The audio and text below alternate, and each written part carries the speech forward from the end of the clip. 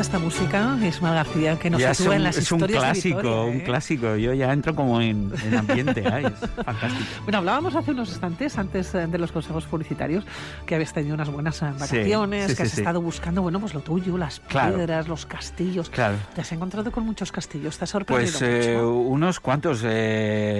Digamos que es que hay muchísimos castillos en nuestro entorno, y no tanto en nuestro entorno. He estado sobre todo por la zona de La Mancha, zona de Ciudad Real, zona de, digamos, de la Orden de Calatrava, entonces todos los castillos de la Orden de Calatrava.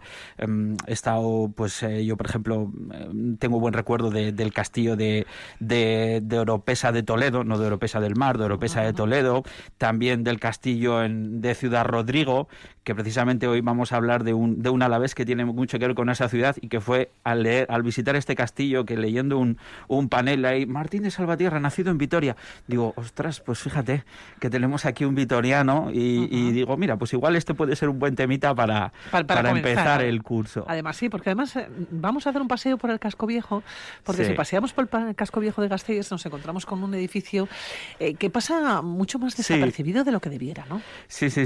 Pues es un edificio que tiene una arquitectura bastante relevante, pero claro, como no es accesible al público en general como el resto de iglesias, pues pasa muy desapercibido. Es el hospicio que originalmente, cuando fue fundado como seminario por el personaje que hoy va a ser nuestro protagonista, ¿no? Martín de Salvatierra, ¿no? Que fue un personaje cuya vida estuvo llena de claroscuros. Llegó a obispo, ¿no? Llegó a obispo. Digamos en su tarjeta de presentación, el máximo, el tope de lo que llegó fue obispo. Fue un obispo bastante renombrado en Castilla. Y digo que tuvo una historia un poco de claroscuros, porque si bien, pues bueno, fue benefactor de Vitoria al fundar este colegio, seminario, que luego se convirtió en hospicio, pero los oscuros vienen de que también fue un inquisidor implacable, ¿no?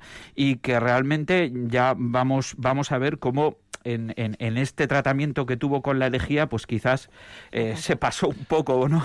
Claro, ¿en qué época estamos hablando? Porque has hablado efectivamente de estos claroscuros, y que fue un inquisidor. ¿Cuándo nació Martín de Salvatierra? ¿Y cuál es un poco el contexto para imaginarnos al personaje? Correcto. ¿No? Pues el contexto sería el siguiente. Martín de Salvatierra nace allá por el año 1525 en Vitoria, ¿no? En el siglo XVI, por lo tanto. El siglo XVI es un siglo muy favorable, digamos, para la oligarquía, para los gobernantes en Vitoria, sobre todo porque la nobleza vitoriana prospera mucho a nivel de la corte. Vamos a decir que hasta cierto punto se internacionaliza. Muchos de nuestros más renombrados nobles pues acaban como diplomáticos en la corte de Carlos V, y bueno, pues quizás los que más nos suenan puede ser Martín de Salinas, que fue el que construyó el Palacio de Villasuso, o otro también de los más renombrados puede ser Fernando de Escoriaza, el del Palacio Escoriaza Esquivel, que fue doctor de Carlos V, incluso estuvo con Catalina de Aragón en Inglaterra, etcétera. Bueno, pues digamos, dentro de este contexto hay que pensar también que todos estos nobles en aquella época son familia, todos están íntimamente emparentados, de alguna forma todos están emparentados, y nuestro Martín de Salvatierra, pues digamos, forma parte de este contexto nobiliar. De ahí es un poco donde surge.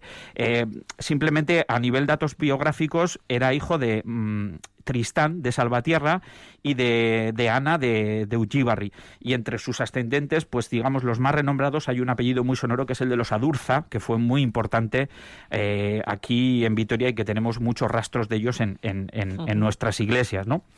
Y bueno, pues esta familia, que a pesar de ser de la nobleza, era una familia, pues digamos, no de las más económicamente poderosas de Vitoria. Unido esto a que... Bueno, a veces pues, la nobleza no va ligada con la riqueza, sí va ligada con tierras. Efectivamente, que a veces, digamos, le faltaba lo que diríamos cash, el líquido, ¿no? Les faltaba en el momento, ¿no? Entonces, bueno, eso unido a que este Martín de Salvatierra tenía 5 hermanos, entre hermanos y hermanas, pues al final, y él no era el mayor, pues entonces sus padres que querían darle estudios, pues se las vieron y se las desearon un poco, pero al final lo consiguieron, ¿no? Consiguieron los recursos suficientes para que pudiese estudiar, y sobre todo lo consiguieron convirtiéndolo en pupilo de otro importante vitoriano, un clérigo, Juan Alonso de Gámiz, que este fue también un diplomático que trabajó capellán del emperador Carlos V y que viajaba mucho por Europa en sus labores diplomáticas. Estuvo en Francia, estuvo en Flandes, estuvo en Alemania y viajó durante una parte importante de su vida acompañado de nuestro Martín de Salvatierra. O sea, que viajó mucho en su juventud. Efectivamente, viajó muchísimo, incluso digamos que durante un tiempo interrumpió propiamente los estudios como para adquirir esta experiencia, supongo que en el mundo de los negocios, en el mundo de la política. Sus vínculos con Vitoria los mantuvo. Bueno, hay que decir que enseguida empezó con la carrera eclesiástica, ¿no? Fue canónigo de la Colegiata, hoy Catedral de Santa María, y no empezó a estudiar así estudios reglados a nivel serio hasta que tuvo 36 años. Esto fue en torno a 1561-62, en que aparece ya matriculado en la Universidad de Salamanca. De nuevo, el hecho de que su familia no podía proporcionarle los recursos... que no tenía recursos, ¿no? Económicos. Pues tuvo que buscarse becas. Hay constancia documental. Mucho de lo que sabemos de él es por estas solicitudes que hacía él para pedir becas, ¿no? Algunas de las cuales consiguió. Y fíjate si no tendría recursos que hasta Juan Fernández de Paternina, que era otro importante clérigo de la nobleza alavesa, tuvo que prestarle los libros necesarios para llevar sus estudios en Salamanca. A nivel de cómo era su personalidad, dicen que era de una personalidad, ¿no? Muy fuerte, que era una personalidad muy fuerte. Y hay una descripción del año 1566 que dice literalmente que era un hombre muy trabajador, que dice misa a menudo y es sabido por buen cristiano. Su casa tiene la bien ordenada y con bastante número de criados, y su persona bien tratada y cuidadoso, que ha ayudado muy bien a los secretarios e inquisidores. Trabajó en la Inquisición, que es lo que comentábamos, ¿no?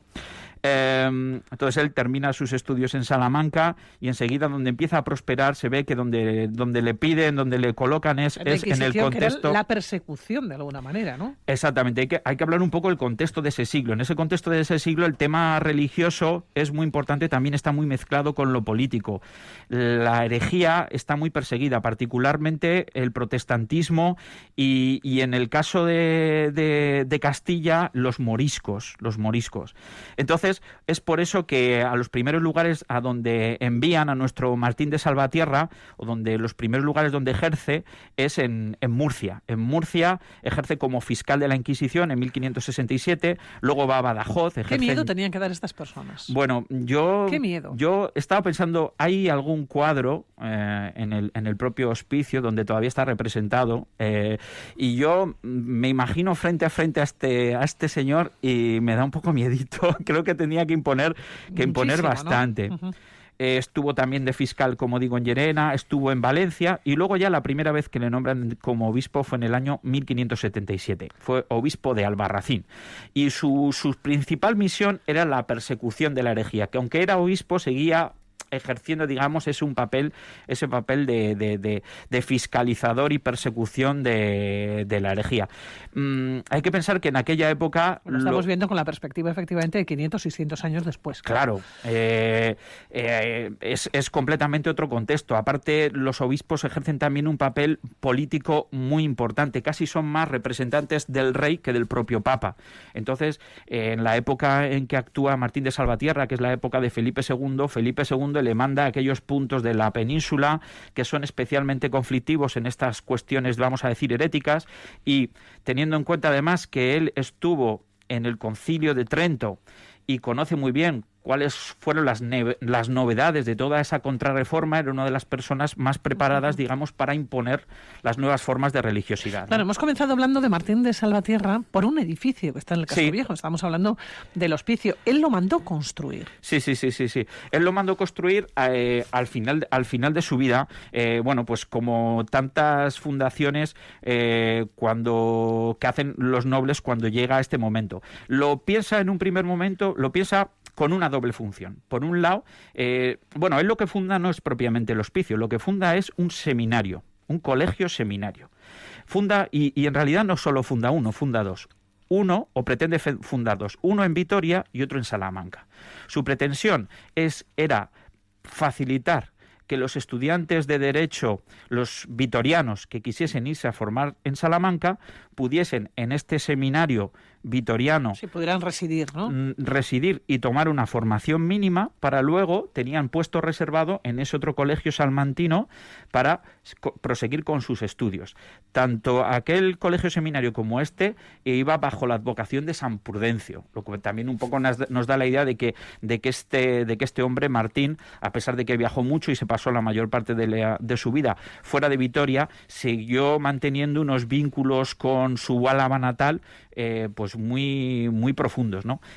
Bueno, pues este seminario tuvo problemas para construirse, porque, bueno, pues como te puedes imaginar, este tipo de obras, este tipo de fundaciones siempre son muy, muy costosas, y claro, cuando se trata de algo que queda constatado en un testimonio, que se ordeno a mis descendientes que hagan esto. Claro, del dicho al hecho va un trecho, y las posibilidades, resulta que todo el dinero que él había destinado en un principio para la fundación de estos colegios, vamos a decir de forma resumida, que le fue discutido, de alguna forma le fue arrebatado. Y entonces los familiares que tenían la encomienda, digamos, de llevar a cabo la construcción del edificio, se vieron que tenían esa misión, pero no tenían los recursos. Pero si te parece esto, en el próximo, porque esta es una historia bastante larga que tiene bastante que ver con el contexto nuestro del casco viejo, con cómo se conforma urbanísticamente. Yo creo con que algunos de los edificios que son muy interesantes. Sí. Estamos hablando del antiguo hospicio, se encuentra en la calle San Vicente de Paul, efectivamente. Yo recomiendo que si alguien, yo tenía una oportunidad de verlo una sola vez, aquel que tenga la oportunidad, que no la pierda para poder entrar a este edificio, que es un gran desconocido, y sorprende ver eso en Vitoria, ¿no? Bueno, pues a través de estos edificios vamos a ir conociendo pues a personajes, en este caso personajes históricos como este Martín de Salvatierra, que habrá pocas personas seguramente que lo conocían, pero que hoy conocen ya algún detalle más. Un poquito más, exactamente. Bueno, que nos vamos a marchar. Pues Ismael, nada, estamos dentro de un par de semanitas y seguimos con la historia de Vitoria y de Álava. Con la historia de Vitoria y con la historia de Álava a través de los diferentes edificios, de los castillos, de los palacios, de las piedras. Eso es. Nos encanta la historia. Nos hablan, Ismael, las piedras nos hablan. Y las piedras nos hablan. Nos vamos a despedir, pero volvemos, ¿eh? Muy bien, Pilar. Cuídate pues nada, mucho. Agur, agur. Agur.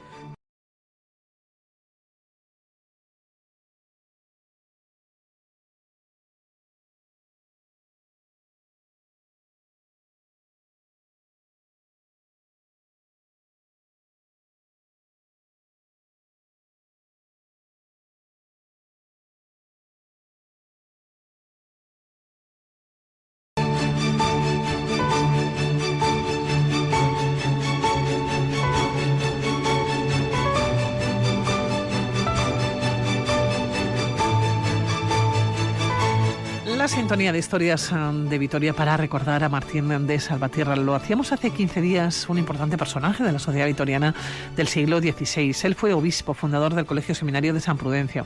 El otro día hablábamos sobre todo de la persona, pero hoy, Ismael, vamos a hablar del edificio y de los muchos problemas que hubo para construirlo. Sí, porque de hecho estaba preparando un poco este programa y digo, bueno, vamos a hacer un recorrido por la historia de 3-4 siglos de historia del hospicio, pero digo, solo con hablar de la parte de los problemas que hubo con la construcción tenemos para un programita, pero bien servidos. Claro, porque vamos a intentar ubicarnos. ¿Cómo es y dónde se encuentra el edificio? Pues ¿no? claro, a ver, estamos en el casco viejo, ¿no? Ahí vamos a trasladarnos mentalmente, estamos en el casco viejo, en el cruce de las calles San Vicente de Paul y el cantón de San Francisco Javier, ¿no?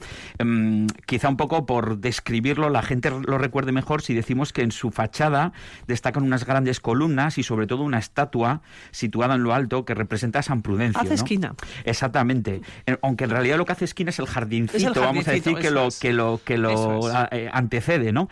Y entonces, pues mira, hay un par de curiosidades ya. La estatua de San Prudencio, que aunque el seminario se llamó de San Prudencio desde un principio, la estatua de San Prudencio, fíjate, no se hizo ni se colocó hasta el año 1955. Es decir, que aunque el edificio en sí es muy antiguo, pues es como de principios del siglo XVII, pues la estatua de San Prudencio no llegó hasta mediados del siglo XX, ¿no?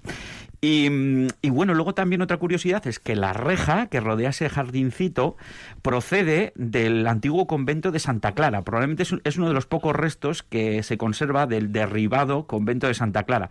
Decidieron reaprovechar parte del material y en este caso la rejería y el enrejado que rodea este jardincito es de este convento, antiguo convento vitoriano del siglo XIX. Y bueno, pues, digamos, a ver, empezó a ser, claro, hoy día la mayor parte de la gente que tiene en mente este edificio lo conoce como el antiguo hospicio, pero su función original era el de colegio seminario. Hablabas de Martín de Salvatierra, que fue allí por las primeras décadas del siglo XVII que lo mandó construir, ¿no? Y su intención era, conseguir que los vitorianos que tuviesen vocación religiosa recibiesen la mejor formación posible. Eso sí, una formación, vamos a decir, primaria. Es decir, estaban durante 6 años aprendiendo las primeras letras para el oficio de sacerdote y luego les enviaban a Salamanca, ¿no? A que terminase su formación en lo que es la universidad. De hecho, Martín de Salvatierra también quiso fundar en Salamanca otro colegio seminario también. Que fuera la continuación, entiendo, que era la ¿no? continuación, Sí. y tanto es así que también se llamaría de San Prudencio. Pero en aquel caso tuvo todavía más problemas para su construcción que en este, y aquel no se llevó a cabo ni se empezó. ¿Por qué tuvo tantos problemas? Porque hablas de múltiples problemas para poner en marcha las obras. Sí, ¿Qué era lo que sí. pasaba? Pues verás, la historia es complejo por dos flancos, pero bueno, aunque Martín de Salvatierra ya desde 1590, es decir, bastante antes de morir, ya destinó un dinero para que se empezase a construir, no fue hasta que murió realmente en 1604 que en su testamento dejó estipulado unas cantidades para que se construyese este seminario. ¿Qué sucede? Que claro, cuando él murió, él pensaba que disponía de una cierta cantidad de dinero, que es la que cedía a sus herederos, en este caso Antonio de Salvatierra y Lucas de Salvatierra, pero claro, a los obispos en aquella época había costumbre de hacerles como una especie de auditoría, vamos a decir. Cuando terminaba su episcopado, en este caso en Ciudad Rodrigo, la Cámara Apostólica, es decir, digamos la sección fiscal de la sede romana, revisaba las cuentas del obispado y determinaba efectivamente cuánto dinero le correspondía al obispo y cuánto no. Entonces, al final de cuentas, una vez él ya muerto, sus herederos, que eran los que tenían el cometido de empezar las obras, se encontraron con un gran problema, y es que no tenían el dinero del que supuestamente les habían dejado. Eso ya es un problema fundamental. Es decir, se encontraron que contaban prácticamente con la mitad de los recursos previstos en un principio. Y bueno, pues este ya es un problema muy gordo, el de que te falten los recursos económicos, pero es que luego se fue complicando también. Pero es un problema gordísimo, es que no puedes continuar. Claro, efectivamente. Y pues imagínate, acopiar la piedra, traer la piedra, contratar a los canteros, etcétera. Bueno, poco a poco se las fueron apañando, vamos a decir, sus sucesores, Antonio de Salvatierra, para empezar las obras. Martín de Salvatierra muere en 1604 y las obras empiezan 4 años después, en 1608. Se contrata, el tracista, es decir, el diseñador de lo que iba a ser el edificio, fue Martín de Gamboa Ezcaray, y fue con el que se empezó la obra. Bueno, en realidad fue el diseñador, los constructores fueron otros. ¿Sabes que en aquella época también había primero quién diseñaba y después los arquitectos? Exactamente. Una cosa era el que lo diseñaba, otra cosa eran los que lo llevaban a cabo. Es curioso la obra. porque quizás estamos acostumbrados, ¿no?, en los últimos años, que es el arquitecto prácticamente, ¿no?, el que hace el dibujo, el que tiene el diseño, y después, están los aparejadores y... Sí, pero también es verdad que sucede un poco como sucede en la actualidad, que aquellos que van a ejecutar la obra sale a concurso. Vamos a decir, no es un concurso público, pero es algo parecido. En este caso se habla de concurso a vela muerta. ¿Sabes por qué se llama concurso a vela muerta? Porque es que entonces se juntaban en una sala, quienes fueran a apostar, digamos, o a la subasta por quedarse la obra, y entonces se encendía una vela, y los distintos constructores que quisieran hacer una oferta económica tenían tiempo de seguir haciendo ofertas y contraofertas hasta que la vela se apagase por completo y se consumiese. Entonces, por eso se decía a vela muerta, porque se aceptaba la mejor oferta hasta el momento en que la vela se apagase, ¿no? Y, por ejemplo, en este caso, en la obra del seminario, concursaron pues arquitectos muy importantes, arquitectos canteros muy importantes en Vitoria, porque tenían bastantes obras por aquí, como Pedro Vélez de la Huerta. Y luego también concursó Miguel de Garayzábal, que fue al final el que se llevó la obra, ¿no? El que hizo la mejor oferta. Pero claro, como digo, esto ya tiene problemas desde un principio. Sí, faltaba dinero, en principio. Faltaba dinero. La falta de dinero siempre genera problemas con los constructores, que en un principio se las prometen muy felices con su oferta, pero van viendo que el momento en que tienen que recibir ellos sus pagos se van retrasando. Entonces denuncian a los herederos de Martín de Salvatierra, entran en pleitos. Bueno, ¿sabes de cuántos años hablamos desde que se empezó? Bueno, entre pleitos y todo, desde que se empezó a construir hasta que entró en funciones el seminario propiamente, hablamos de 50 años después de muerto este hombre. Sí, o sea... Estuvo parado. Claro. Estuvo mucho tiempo parado. Estuvo mucho tiempo parado. Eso es importante decirlo. Mira, cuando hablamos de la construcción en épocas históricas, y igual nuestra audiencia tiene esa imagen de cuando se habla de las catedrales, que parece que se tardan cientos de años en construir. En realidad, no es que las catedrales en sí mismas tarden 100 años o siglos en construirse. En realidad, lo que sucede es que hay parones de obra, y parones de obra que al final pueden ser perfectamente décadas o siglos, ¿no? Hasta que las obras pueden volver a retomarse. Y este es un poco el caso que pasaba en Vitoria. Yo me estoy imaginando la Vitoria del siglo XVI, con tantos palacios, como el Palacio de Villasuso, sí, pero el toda la vida se hacía en el Verástegui. mismo sitio. Quiero decir, se hacía lo que era en el casco medieval. Eso, ¿no? Es. Pues, pero lo que quiero decir es que la gente de aquella época, igual también un poco como nosotros hoy día, estaba muy acostumbrada a convivir con las obras y con los edificios a medio construir. Y además, en esta época, los edificios a medio construir, como digo, perduraban sin construir durante décadas, perfectamente. En el caso del que hablamos, pues las obras empezaron en 1608. En 1610 ya Miguel de Garayzábal, que era el constructor, sin que sepamos exactamente cuáles fueron las razones, dejan la obra. Y le carga el mochuelo, vamos a decir, a Juan de Olate, que es el nuevo contratista, que se acompaña con otro cantero también que ha trabajado en muchos sitios en Vitoria, que es Sebastián de Zárraga. A estos, como dato curioso, aparecen en varios documentos contratando con diversos canteros, transportistas, trasmeranos de la Trasmiera cántabra, que estaban encargados de traer con sus carros la piedra de las canteras de Gardélegui. Esto también igual es una curiosidad interesante de contar. En este edificio se utilizan fundamentalmente 3 tipos de piedra para su construcción, ¿no? Por un lado está la piedra típica, esta gris, la calcarenita de Olarizu, que llamamos técnicamente, que procede de las canteras de los Montes de Vitoria, de Olarizu e inmediaciones. De Gardélegui, por ejemplo. Esta piedra es la más común en Vitoria y se utiliza en prácticamente todos los edificios.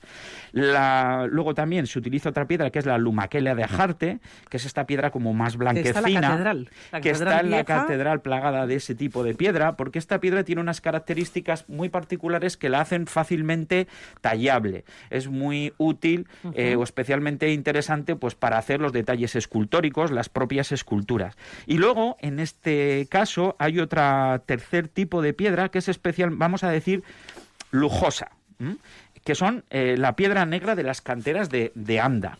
¿Por qué esta piedra es lujosa? Bueno, es una piedra negra, como muy negra, como que le da mucho carácter a los edificios, y sobre todo es muy costosa porque es muy costosa no tanto de extraer, sino traer desde la zona de Anda. O sea, acarrear esas piedras hacía que el coste que tenían en cantera, al llegar a Vitoria, se triplicase perfectamente. Por eso, en muchos edificios vitorianos, cuando veamos este tipo de piedra negra, tenemos que pensar que se ha hecho una inversión muy potente y que los constructores pretendían precisamente ese tipo de piedra como forma de decir, bueno, pues nosotros tenemos estos recursos, somos gente poderosa y lo hemos hecho, ¿no? Ismael, ¿cuándo se pudo empezar a dar clase en el colegio seminario? Porque si tardó 50 años en construirse, ¿en qué momento abrió las puertas y dijo, aquí estoy yo?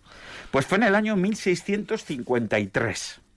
Bueno, a decir verdad, en el año 1653 es cuando tenemos el primer dato documental de que ya hay unos profesores de gramática dando clase a seminaristas en el seminario. No se puede afirmar que igual 4 o 5 años antes igual ya había empezado su actividad. Sabemos por este documento además que los profesores de gramática venían ejerciendo en Vitoria, en el Hospital de Santa Ana, que estaba al lado de la catedral. Ya estaban ejerciendo en otros lugares, pero no se habían instalado, ¿no? En el Colegio Seminario de San Prudencia. 1653 empezó a utilizarse este edificio. Bueno, pues nos quedamos con esta fecha. Muy bien. Con este Colegio Seminario de San Prudencia. Nos vamos a despedir, Ismael. Muy bien. Pero te esperamos otro día aquí, en la sintonía de Radio hablaremos de las parteras y de este hospicio, un tema muy interesante. Seguiremos hablando del Venga, hospicio. Cuídate. agur, agur. Agur.